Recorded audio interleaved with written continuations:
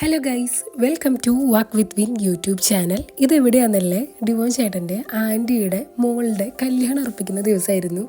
ഞങ്ങളുടെ ക്രിസ്റ്റിക്കുട്ടിയുടെ കല്യാണത്തിൻ്റെ first step ഇന്നായിരുന്നു. അങ്ങനെ ഞങ്ങൾ പരിപാടിയും കാര്യങ്ങളും അവിടുത്തെ പണികളൊക്കെ ഒതുക്കിയിട്ട് ഒന്ന് ചുറ്റി അടിച്ചിട്ട് വരാമെന്ന് വിചാരിച്ചു. ഓൾറെഡി ഇവിടെ തന്നെ ഒരു അടിപൊളി ടൂറിസ്റ്റ് പ്ലേസ് ആണെന്ന് വേണം പറയാൻ. എല്ലാ പ്രാവശ്യവും കട്ട്ളപ്പവും വന്നു കഴിഞ്ഞാൽ ഞങ്ങൾ കാടിൻ്റെ ഉള്ളിലേക്ക് പോയി അവിടെയുള്ള കുഞ്ഞു വെള്ളച്ചാട്ടങ്ങളൊക്കെ എക്സ്പീരിയൻസ് ചെയ്ത് അവിടെ ഇരുന്ന് ഫുഡൊക്കെ വീട്ടിൽ നിന്ന് കൊണ്ടുപോയി കഴിച്ചിട്ടൊക്കെയാണ് വരൽ. ഈ പ്രാവശ്യം കുഞ്ഞിനാണ് ഈ ഐഡിയ സജസ്റ്റ് ചെയ്തത്, നമുക്ക് ചെപ്പാറ പോയാലോ എന്ന്. ഓളാണെങ്കിൽ പോയിട്ടില്ല എന്നും പറഞ്ഞു. അപ്പോൾ പിന്നെ ഒന്നും നോക്കിയില്ല, സ്ട്രെയിറ്റ് ആയിട്ട് ചെപ്പാറ വെച്ച് പിടിക്കാമെന്ന് വിചാരിച്ചു. അങ്ങനെ ഞങ്ങളിതേ അവിടെ എത്തിയപ്പോഴേക്കും സേർക്കുട്ടി നൈസായിട്ടൊന്ന് ഉറങ്ങി കേട്ടോ. അതുകൊണ്ട് അവൾ എടുത്ത് കയറേണ്ട അവസ്ഥയായി. സോ ഞാൻ ഉണ്ണിയമ്മേനെ എടുത്തു, ഡിവോൺ ചേട്ടൻ വീഡിയോ എടുക്കാമെന്ന് പറഞ്ഞു. ഇത്തിരി ടാസ്ക് ആയിരുന്നു സേർക്കുട്ടീനെ അടുത്ത് കയറുന്നത്. എന്നുവെച്ചാൽ പോലും അതൊരു സ്പോർട്സ്മാൻ സ്പിരിറ്റിലെടുത്ത് ഞാൻ കയറാമെന്ന് വിചാരിച്ചു. ഇപ്പോൾ ശരിക്കും പറഞ്ഞു കഴിഞ്ഞാൽ ഞാൻ നല്ല തടി വെച്ചിട്ടുണ്ടെന്ന് ഈ ഒരു മലകയറ്റം കൊണ്ട് തന്നെ എനിക്ക് മനസ്സിലായി. കാരണം എനിക്ക് നല്ലോണം ബുദ്ധിമുട്ടായിരുന്നു മുകളിലേക്ക് കയറാനായിട്ട്. പോരാഞ്ഞിട്ട് സീർക്കുട്ടീനും കൂടി എടുത്ത് കയറാമെന്ന് പറയുന്നത് അൺസഹിക്കബിളായിരുന്നു. പക്ഷേ ഞാൻ ആ മുകളിലെത്തിയതിന് ശേഷം പിന്നെ ഞാൻ സേർക്കുട്ടീനെ ക്രിസ്റ്റിക്ക് ഹാൻഡ് ഓവർ ചെയ്തു. അല്ലാന്ന് വെച്ച് കഴിഞ്ഞാൽ ഞാൻ ചത്തുപോയേനെ. കാരണം ഞാൻ ശ്വാസം വലിച്ച് ശ്വാസം മുട്ട് വരുന്ന അവസ്ഥയായിരുന്നു മുകളിലേക്ക് സേർക്കുട്ടീനെ അടുത്ത് കയറിയിട്ട്. ഞാൻ ആലോചിക്കുകയായിരുന്നു, ഒരു 2-3 വർഷത്തിന് മുന്നേ വരെ മലയാറ്റൂർ മലയും കനകമലയും എല്ലാം ഞാൻ ഈസിയായിട്ട് ഓടിക്കയറിയിരുന്ന ആളായിരുന്നു. അപ്പോൾ ഒക്കെ ഓരോരുത്തരും ഉണ്ണികളൊക്കെ എടുത്ത് കയറുമ്പോൾ ഇതൊക്കെ എന്തൊരു ഈസിയാണെന്നാണ് ഞാൻ വിചാരിച്ചിട്ടുണ്ടായിരുന്നത്. പക്ഷേ ഇപ്പോൾ അന്നത്തെ പോലെയല്ല, ഞാൻ കുറച്ച് വണ്ണം വെച്ചിട്ടുണ്ട്. പുറത്തേന് ഉണ്ണികളെടുത്ത് മല കയറാൻ അത്യാവശ്യം നല്ല ടാസ്ക്കാന്ന് പിന്നെയാണ് മനസ്സിലായത്. കുറച്ച് കഴിഞ്ഞപ്പോഴേക്കും സേർക്കുട്ടി എണീറ്റ് നടത്തം തുടങ്ങിയിട്ടുണ്ടായിരുന്നു. പിന്നെ ഞങ്ങൾ കുറച്ചധികം ഫോട്ടോഗ്രാഫിയിൽ മുഴുകിയെന്ന് വേണം പറയാനായിട്ട്. ആ പുല്ലിൻ്റെ ഇടകൂടെയൊക്കെ നടന്നു വരുന്ന ഫോട്ടോ, അതിൻ്റെ ഉള്ളിൽ നിന്നിട്ടുള്ള ഫോട്ടോ, അങ്ങനെ പല പല ഫോട്ടോസ് ഞങ്ങളെടുത്തു. പിന്നെ മെയിനായിട്ട് സേർക്കുട്ടിക്ക് ഒരു ഉറക്കക്ഷീണമുള്ളതുകൊണ്ട് എടുക്കണം എന്നുള്ള കുഞ്ഞി വാശി ഉണ്ടായിരുന്നു. പിന്നെ ക്രിസ്ത്യൻ കുഞ്ഞിനുള്ളതുകൊണ്ട് തന്നെ ഞാൻ കുറച്ച് രക്ഷപ്പെട്ടു എന്ന് വേണം പറയാൻ. അവരുടെ കൂടെയും അവൾ സെറ്റായതുകൊണ്ട് പിന്നെ അവരുടെ കൈ പിടിച്ച് നടപ്പായിരുന്നു. പിന്നെ ഞങ്ങൾ ഫോട്ടോ എടുക്കണം കണ്ടപ്പോൾ അവൾക്കും അങ്ങനെ ഫോട്ടോ എടുക്കണം എന്ന് പറഞ്ഞ് അപ്പുലിൻ്റെ അഴകോടെയൊക്കെ നടക്കലായിരുന്നു പിന്നത്തെ പണി. കുറച്ച് കഴിഞ്ഞപ്പോൾ ഞങ്ങൾക്ക് ദേഷ്യം വന്നു തുടങ്ങി.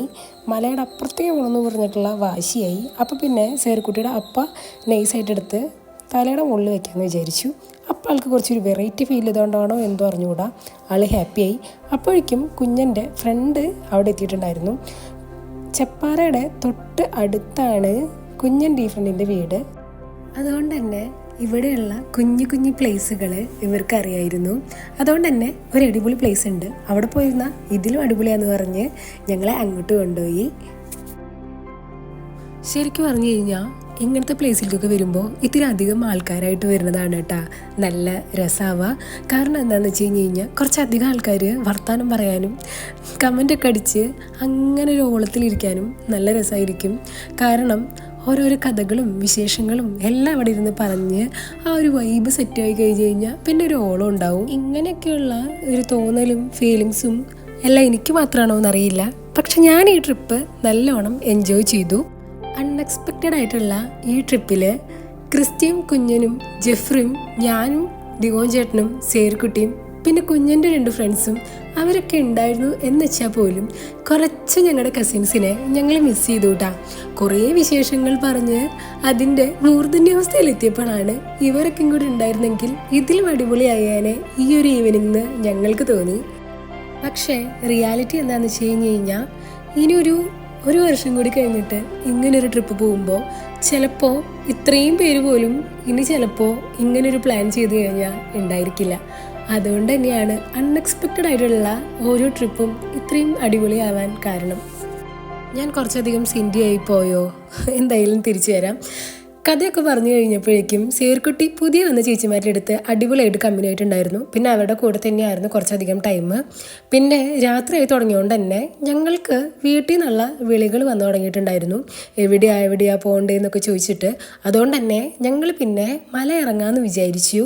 അത് കഴിഞ്ഞിട്ടും കുറച്ചധികം പണികളുണ്ടായിരുന്നേ. അതുകൊണ്ട് ദിപ്പ് ഒന്ന് ചിറ്റി അടിച്ചിട്ട് വരാമെന്ന് പറഞ്ഞ് ഇറങ്ങിയതാണ്. അതാണിപ്പോൾ ചെപ്പാറെത്തി നിൽക്കുന്നത്. അങ്ങനെ ഞങ്ങൾ പിന്നെ പരിപാടികളൊക്കെ ഒന്ന് ഇത്രയും കൂടി ഫാസ്റ്റാക്കാമെന്ന് വിചാരിച്ച് മലയിറക്കം ഇത്തിരി ഫാസ്റ്റാക്കി. അപ്പക്കുട്ടി പറന്നിട്ടാണ് വരുന്നത്. താഴെ ചെന്നപ്പോൾ ഒരു തട്ടുകട സെറ്റപ്പ് കണ്ടുകൊണ്ട് തന്നെ ഉച്ചക്കലത്തെ ബിരിയാണി ദഹിച്ചിട്ടില്ല എന്ന് വെച്ചാൽ പോലും 2 കൊത്തിപ്പുരിയും 1 ജീരക സോഡയും പറഞ്ഞു. അത് കഴിച്ച് ഞങ്ങൾ ഫാസ്റ്റ് ആൻഡ് ഫ്യൂരിയസ് പോലെ വലിയ സ്പീഡില്ലാണ്ട് പതുക്കെ വീട്ടിലേക്ക് ഇതേ പോകാൻ തുടങ്ങി. അങ്ങനെ ഇന്നത്തെ വീഡിയോ ഇത്രയേ ഉള്ളൂ. അപ്പോൾ വീഡിയോ ഇഷ്ടമാവുകയാണെങ്കിൽ എല്ലാവരും ലൈക്ക് ചെയ്യുക, ഷെയർ ചെയ്യുക, സബ്സ്ക്രൈബ് ചെയ്യുക.